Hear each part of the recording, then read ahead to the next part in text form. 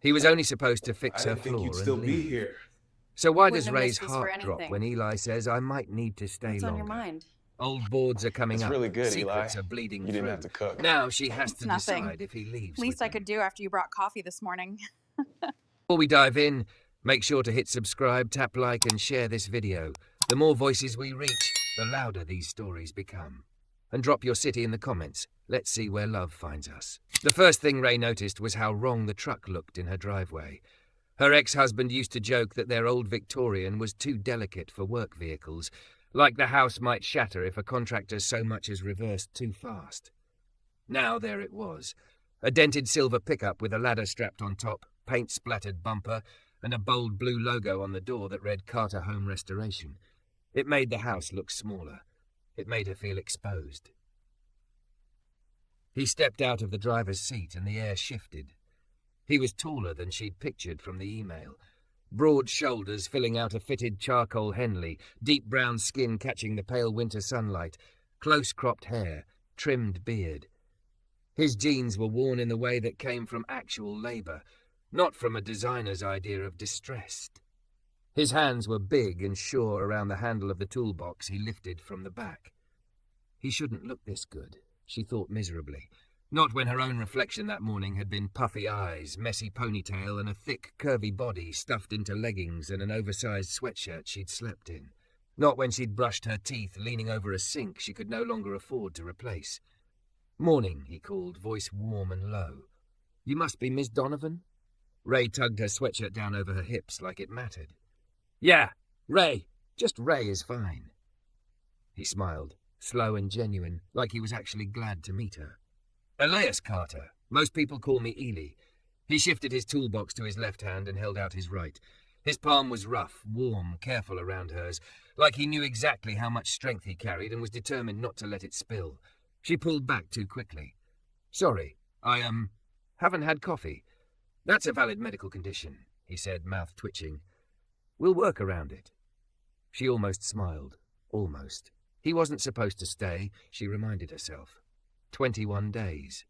That's what the estimate said. Not a day more. He'd fix the busted kitchen floor from the leak, patch up the walls, maybe do something about the cracked tiles she kept tripping over. Then the house would be ready to list. Then she could finally leave this place full of ghosts. Come in, she said, stepping aside. He ducked his head a little as he passed her, as if he didn't want to crowd her even though the doorway was wide. The scent of sawdust and clean sweat followed him in, something oddly grounding in a house that had felt like it was floating off its foundations for months. The entryway was chaos. Boxes half-packed, an old dresser with a drawer missing, her boots kicked off in a pile. She'd meant to tidy before he came. Then she'd sat on the edge of her bed, staring at the wall until his truck pulled up. Sorry about the mess, she blurted. Eli glanced around, taking it in. You should see my shop on inventory day, he said. Trust me, this doesn't even crack the top 10. He said it so casually that the knot in her chest loosened a little. She led him through the hallway and into the kitchen, the room that had broken first. The warped boards around the sink were darkened where the pipe had burst 2 months ago. She'd mopped until her arms shook that night, calling a plumber who charged more than her rent used to be. The water was gone now, but the damage remained. A buckled floor, peeling paint, swollen cabinets that didn't close properly.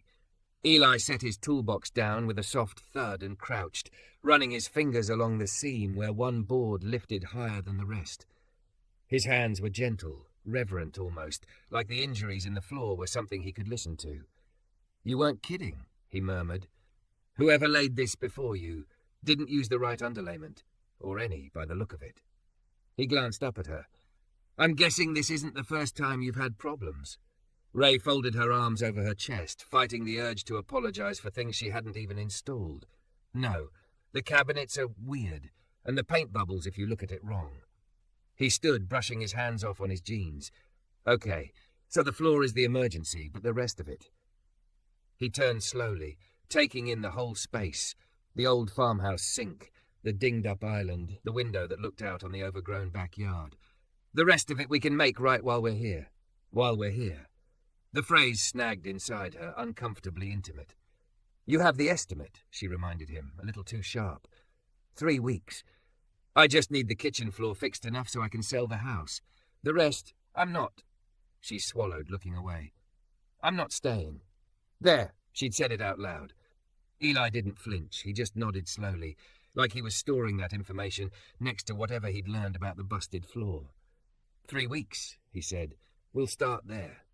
He spent the next hour measuring and muttering under his breath, checking under sinks, pulling off a vent cover to see the subfloor. Ray tried to stay out of his way, but she found herself hovering in the doorway, arms wrapped around her middle. Watching him work was calming somehow. Everything about him was deliberate. He didn't rush, didn't huff or complain when he discovered yet another corner someone had cut before her. At one point, his phone buzzed on the counter. He checked it, thumb moving quickly, a tiny frown creasing between his brows before he put it face down again. Problem? She asked, then immediately wished she hadn't. His life wasn't her business. Just my brother trying to skip physical therapy again, Eli said lightly. He thinks because he can stand, he can go back to doing construction with me. He shook his head. His surgeon and I disagree. There was weight in his tone, a quiet, stubborn care. Ray felt it like a warm hand on the back of her neck. I'm sorry, she said, because it's what people said when they didn't know what else to do. He looked up, eyes meeting hers. They were dark, steady, with little lines at the corners like he smiled more than he frowned. Don't be. He's alive. Stubborn means he's still himself. She nodded, struck by how simply he'd said it. Her own losses were jagged, all sharp edges and questions. There was nothing simple about a man who walked out and left you holding the mortgage and a house full of their memories. As if summoned by the thought, Eli's gaze drifted to the fridge. Ray followed it and felt her stomach drop. The magnet was still there. She'd missed it in her half-hearted attempts to declutter. A little wooden heart from some tourist shop, framing a photo of her and Adam on their 5th anniversary. Her hair had been shorter then, curls wilder around her face. She'd been laughing at something, he whispered. His arm around her waist, his hand splayed over the curve of her hip like he'd never let go. Ray moved too quickly, grabbing for the magnet. It slipped from her fingers and clattered to the tile, the frame popping open, the photo skidding across the floor toward Eli's boots. He bent at the same time she did, his hand reaching out. Their fingers brushed over the glossy paper, electricity snapping up her arm. Sorry, she said again, breathless. I meant to take all those down. He straightened, holding the photo out to her without looking too closely at it. You don't have to apologize to me for what's on your fridge, Ray. Feels like I do, she muttered, taking it from him and slipping it into the pocket of her sweatshirt. The shape of it pressed against her hip like a bruise. He watched her for a moment, something unreadable in his face. Then he checked his watch. I'll need to pull up this whole section of floor, he said, all business again. Might find a surprise or two underneath. Old houses usually have opinions. Opinions, she echoed, huffing out a shaky laugh. That sounds about right. I'll bring in the rest of my tools and materials this afternoon, he continued. If it's all right with you, I'd like to set up in the dining room. Gives me space to cut boards and keep the dust somewhat contained. And I'll probably be here a little later in the evenings than the estimate says for the first week. That way we can... Wait. She blinked. Later than the estimate? He tilted his head. Yeah, if I only worked 8 to 4, this would take longer than 3 weeks. Working late a few nights means I keep my end of the deal. You get to move on when you planned. Move on. As if that were something she could just do. Pack Hope into boxes and ship it somewhere else. Is that okay? He added, and she realized he was actually asking, not assuming. Yes, she said, surprising herself with how quickly the word jumped out. I mean, I'm here. It's fine. Do whatever you need. He smiled again, softer this time. All right, then. We'll make this place ready for whatever's next. She thought of real estate photos, listings, strangers walking through and judging her countertops. She thought of another city, where no one knew her, where her curves and her history wouldn't feel like so much extra weight. She didn't think about the man setting up his saw in her dining room like it was the most natural thing in the world. She didn't think about the way his presence shifted the house's silence from empty to expectant. He wasn't supposed to stay. But as Eli walked back out to his truck and Ray watched through the kitchen window while he lifted plank after plank with easy strength, a small, treacherous part of her wondered what it would feel like if someone like him didn't just fix what was broken and leave. What if, just this once, someone built something and stayed long enough to live in it? The noise woke her before the alarm did. Ray lay still for a moment, disoriented, until the faint thud-thud-thud below registered as a hammer, not a break-in. The house was breathing differently again. Instead of hollow creaks, there was rhythm, purpose. She rolled onto her back and stared at the ceiling. Sun slipped around the edges of the blackout curtains she'd installed after the divorce, when sleep became a thing she had to trick her body into. She'd meant to be up early, to look put together before the contractor arrived again. Apparently, he'd beaten her to it. When she padded downstairs in leggings and an oversized T-shirt knotted at her waist, the cold floorboards made her wince. The kitchen doorway was zipped off with a sheet of plastic now, a clear barrier hanging from the ceiling like a temporary wall. Dust speckled it in tiny constellations. There was a smell too, not just sawdust, but coffee. Real coffee, not the stale pods she'd been choking down for months.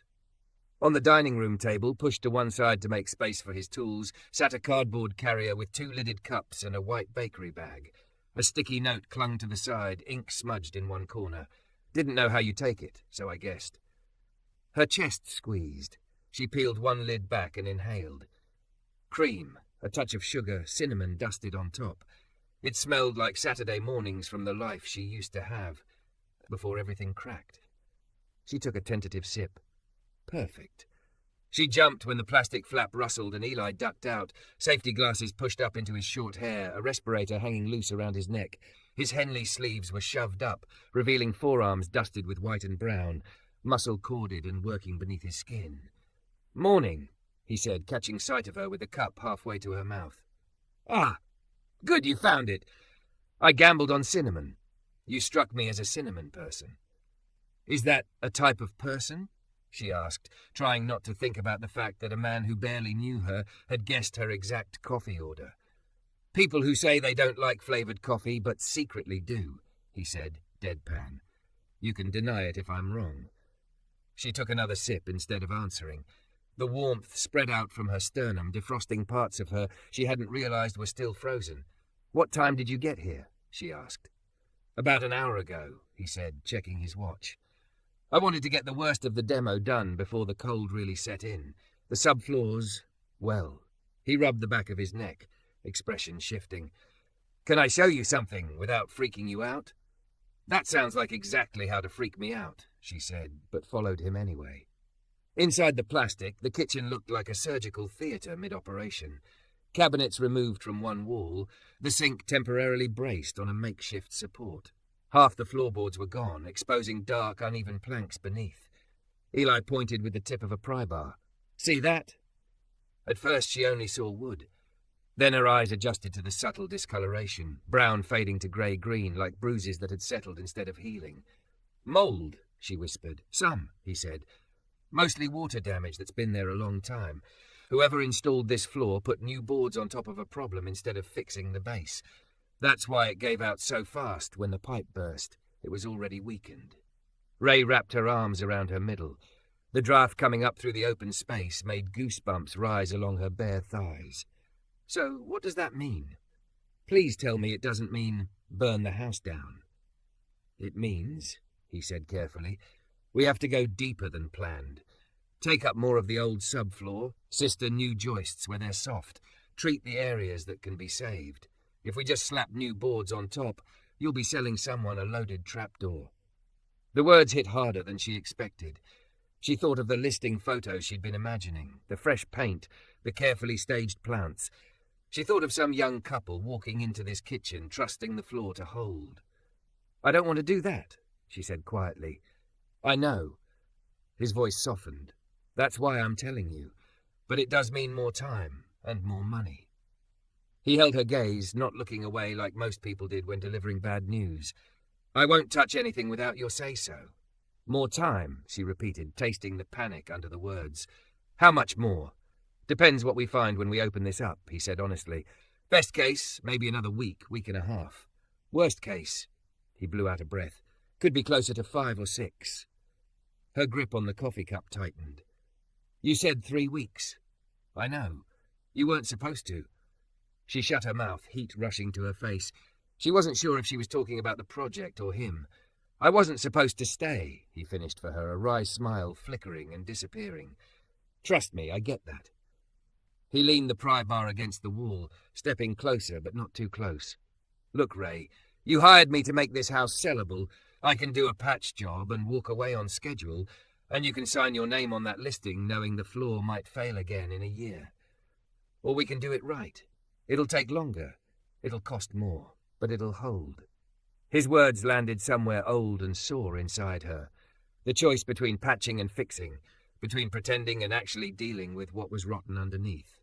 What if I can't afford to do it right? She asked, voice smaller than she wanted. Then we figure it out, he said immediately. She snorted, bitter. You don't even know me. I know you tucked away all the photos on the fridge but missed one, he said softly. I know you apologized 3 times yesterday for existing in your own house, and I know you didn't argue when I said I'd come early and stay late so you could still leave on your timeline. He paused. So yeah, I know enough to guess you've been trying to hold everything together with duct tape and grit. Her throat burned. She hadn't cried in front of another person in months, not since the day the lawyer slid the divorce papers across the table. She blinked hard. You really shouldn't say things like that to a woman who hasn't finished her coffee. He smiled a little. Sorry, occupational hazard. Old houses tell on their owners. I'm not an old house. I didn't say you were. His gaze moved over her, not the way her exes had, critiquing and calculating, but taking in the soft curve of her waist, the way her t-shirt hugged her full breasts, the bare length of her legs. Heat flared low in her belly. I just mean things sag where they've been carrying too much for too long. Wood, foundations, people. Doesn't mean they're not worth shoring up. The tears escaped then, hot and unwanted. She swiped at her face, mortified. God, sorry, I don't usually. Hey. Eli reached for a roll of shop towels, tore one off and held it out. He didn't touch her, didn't crowd her, but his presence felt like a hand on her back anyway, solid and unmovable. You don't owe me a performance or a patch job. Her laugh came out half-sob. You're very committed to this metaphor. It's a good metaphor. He waited until she dabbed her eyes, then asked quietly, What happens if you don't sell? I don't know, she admitted.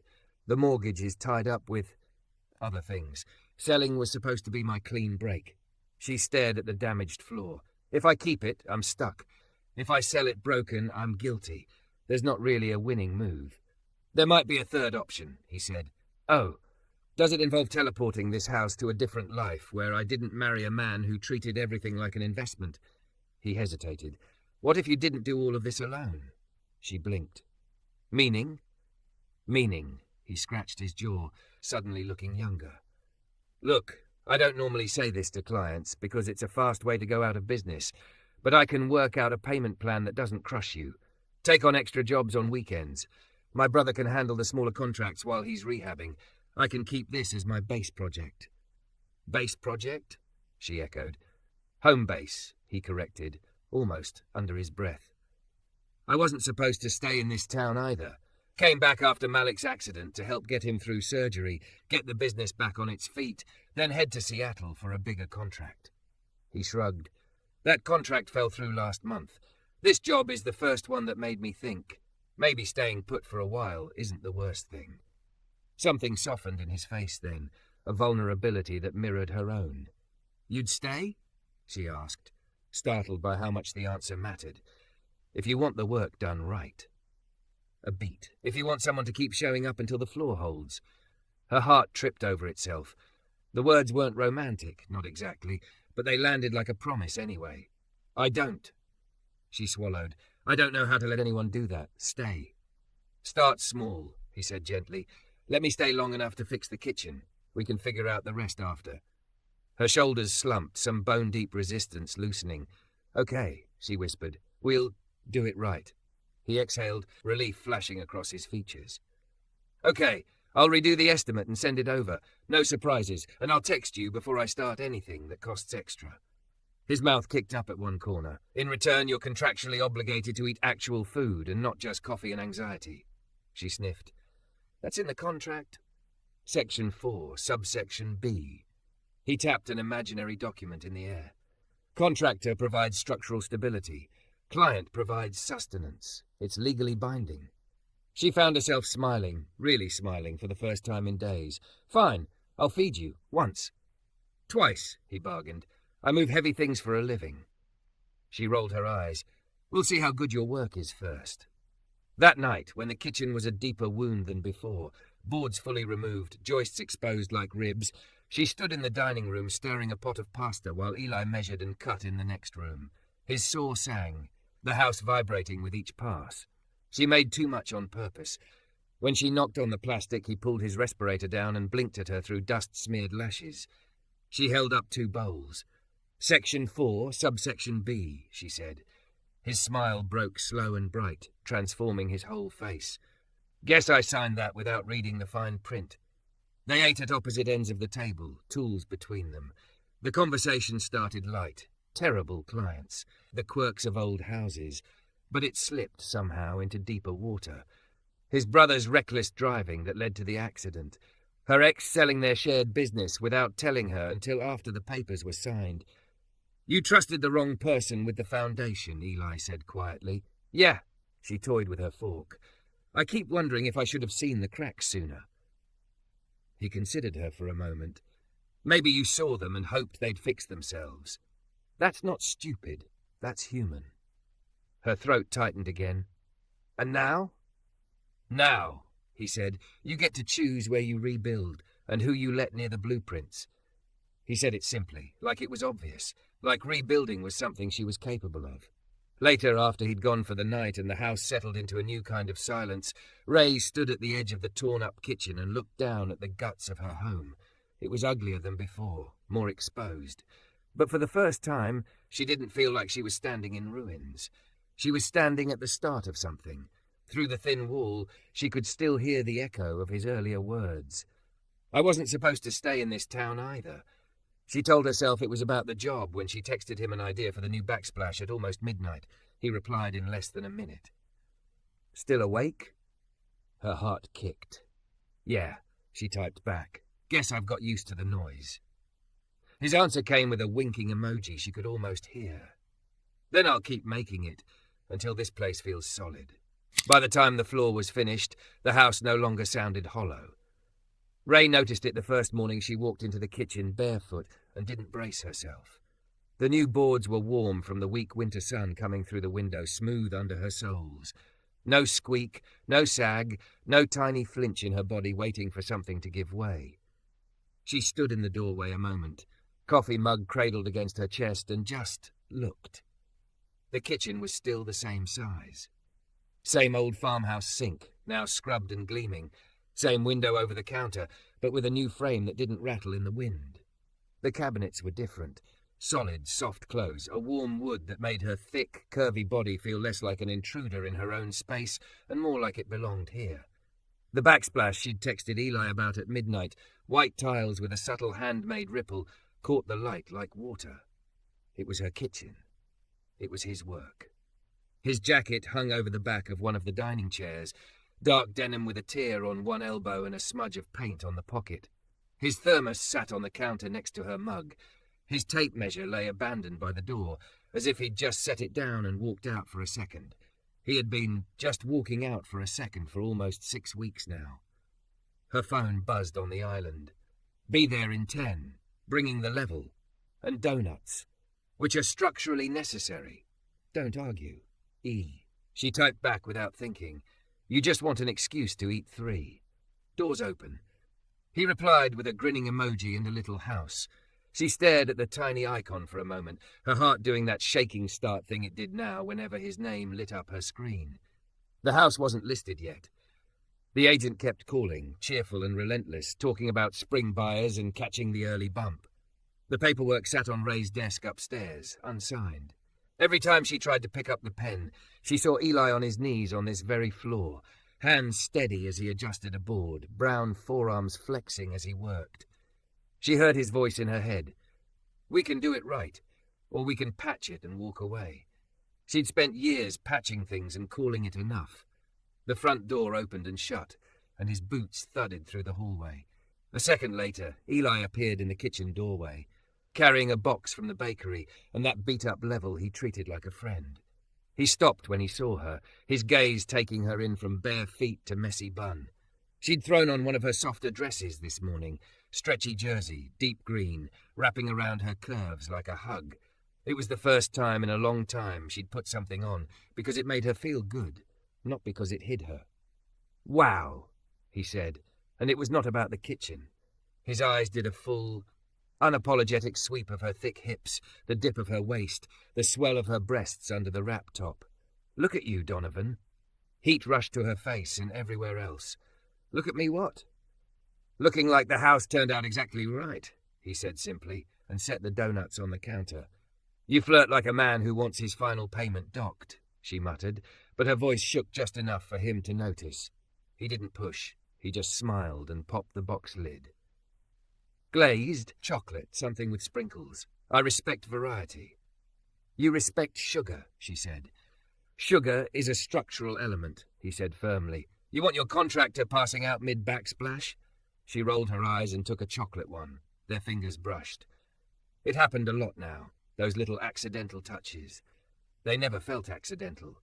He moved around the kitchen with the easy familiarity of someone who'd mapped every inch of it with his own hands. Checking the cabinet lines, testing the soft-close hinges, adjusting the level by the stove. It should have felt like surveillance. It felt like care. So, he said finally, sliding the level back into his tool belt. Inspection day. Ray's stomach clenched. Don't call it that. Makes me think of tests I didn't study for. You were there for half of it, he reminded her. You're the one who insisted on learning how to use the nail gun. You said it would make me feel powerful. Did it? She thought of the recoil kicking against her shoulder, his hands bracketing hers, his breath warm against her ear as he'd murmured, You've got it, Ray. Breathe. She'd felt ridiculous and strong and seen all at once. Maybe, she said softly. He watched her for a long second. Then it's working. Silence stretched between them. Not uncomfortable, exactly. Charged. You talked to your agent? He asked finally. Her throat went dry yesterday. And she has a list of people who want to see the house as soon as I say go, Ray said, words tasting like dust. She thinks we can get above asking. Maybe enough that I could clear all the leftover legal fees and have something to start over with. That's good, he said, but the word landed heavy. She wants an answer by the end of the week, Ray added, staring down at the half-eaten donut in her hand. List now and aim for spring buyers, or wait and risk sitting on it another year. What do you want? He asked quietly. No one had asked her that. Not the lawyer, not the bank, not the agent chirping about curb appeal. They'd all asked what she planned to do, as if the wanting part was irrelevant. I wanted to leave, she said after a moment. That was the whole point. Sell the house, move somewhere new where no one knows me as the woman whose husband upgraded without bothering to replace her furniture first. He winced. Ouch, she shrugged, trying to make light. It's fine. It's not. He said it with such quiet certainty that something in her cracked. I wanted to leave, she repeated. I still could, but every time I picture strangers walking through this kitchen, Her voice hitched. I can't stand the idea of someone else dropping their keys on that counter, or hanging their jacket there. She nodded toward his denim over the chair. Or tracking mud onto the floor I made you obsess over, he said gently. She laughed weakly. Exactly. He leaned back against the counter, arms crossed over his chest. So maybe the question isn't list or not list. Maybe it's what does staying look like if it isn't just being stuck? Staying. The word made her heart jackrabbit and her lungs seize up at the same time. You weren't supposed to stay, she blurted. You said so yourself. You had some big contract in Seattle. Had, he corrected, past tense.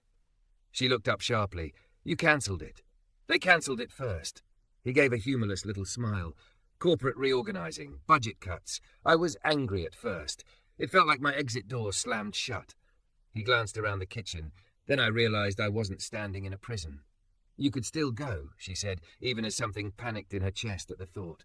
Another city, another contract. You're good at what you do. He pushed off the counter and took a slow step toward her, then another. Close enough now that she had to tip her head back to meet his eyes. His gaze was steady, searching her face like he was reading blueprints. I could, he agreed, but somewhere between demo and donuts, stopped wanting to. Her hand tightened on the edge of the island. Eli, you hired me to fix your floor, he said quietly. I showed up thinking I'd come in, do clean work, get paid, move on. I wasn't supposed to care what happened to this place after I left. I definitely wasn't supposed to care what happened to you. Her heart was pounding loud enough, she was sure he could hear it. He exhaled, long and slow. But then you cried over the subfloor and still asked if I wanted water. You made too much pasta. You learned how to use a nail gun just so you could say you built something. You texted me a backsplash at midnight because you couldn't sleep and your brain wouldn't stop planning. He reached out, hesitated, then brushed a loose curl back from her cheek, his fingers barely grazing her skin. I started staying late because I wanted to finish on time, he said. Then I started staying late because I liked the way the house sounded with you in it. I liked the way I sounded in it, like someone who belonged. Her vision blurred. Eli, this is my mess. You don't have to. I know it's your mess, he said softly. I'm not here to rescue you, Ray. I'm here because somewhere along the way, this stopped being just your house and started feeling like the place I want to build my life from. With you, if you'll let me. The words hung between them, impossibly big and frightening, and exactly what a part of her had been aching to hear. I'm scared, she whispered. Me too, he admitted. If it helps, I'm very good at reinforcing things that are scared they're going to fall apart. She laughed, tears spilling over. You and your metaphors. They're all I've got, he said, smiling a little. Well, that and a truck full of tools, and a brother who already decided this town is home because of the physical therapist he's not dating. Her brows lifted. Not dating, huh? Very aggressively not dating, he said. Point is, I don't have a reason to run anymore. Not if you don't want me to. Something inside her that had been braced for impact for years eased. What if I keep the house, she said slowly. Not because I'm stuck, because I choose to. What if it's not a monument to a failed marriage, but phase 2, new plans on old foundations? His eyes softened. Then we redraw the blueprints. She took a breath so deep it hurt. I don't know how to do this, any of it. Loving a place again, loving someone who might actually stay. You don't have to know, he said. You just have to start. Let me help carry some of it. His hand slid from her cheek to the back of her neck, warm and steady. Ray Donovan, I want to keep building here. Floors, walls, dinners, morning coffees, whatever you'll let me. She could feel the tremor in his fingers. He was as scared as she was. That made the next step feel a little less impossible. She set her donut down and stepped closer, the curve of her body brushing his. His breath hitched. Stay, she said, the word barely more than air. Please. His eyes closed for a heartbeat like he was absorbing it. When he opened them, something fierce and tender burned there. Okay, he said, I'll stay. Then, slowly enough, she could have stepped back if she wanted to. He lowered his head. His mouth met hers, warm and careful and devastatingly sure. The kiss wasn't a crash. It was a laying of beams, a steady press of lips that said, I'm here more than I want you. His hands splayed across the small of her back, respecting the lines of her body and worshipping them at the same time. She melted into him, fingers curling into his Henley, the thick press of his chest solid against her curves. When they finally drew apart, breathing unsteady, she rested her forehead against his. So, she murmured, if we're not listing the house this week. We're not, he said. Then we have to figure out what to do with the extra room off the back, the one that always felt like it belonged to someone who never showed up. He smiled against her mouth. Workshop, or a ridiculous pantry, or a dining room big enough to fit my brother and your future friends you swear you're going to make. Future friends, she repeated, tasting the words. Future things. Yeah, he brushed his thumb over her lower lip, tender and teasing. We've got time now, Ray. We can build. She looked around the kitchen one last time. The new floor, the cabinets, his jacket on the chair, her mug by the sink. The house didn't feel like a trap anymore. It felt like the beginning. He wasn't supposed to stay. But as she leaned into him again, as his arms wrapped around her thick, soft body like she was something precious to hold, Ray realized that somewhere between broken boards and midnight texts, they'd done more than fix a floor. They'd built a life. And this time, she wasn't walking away from it.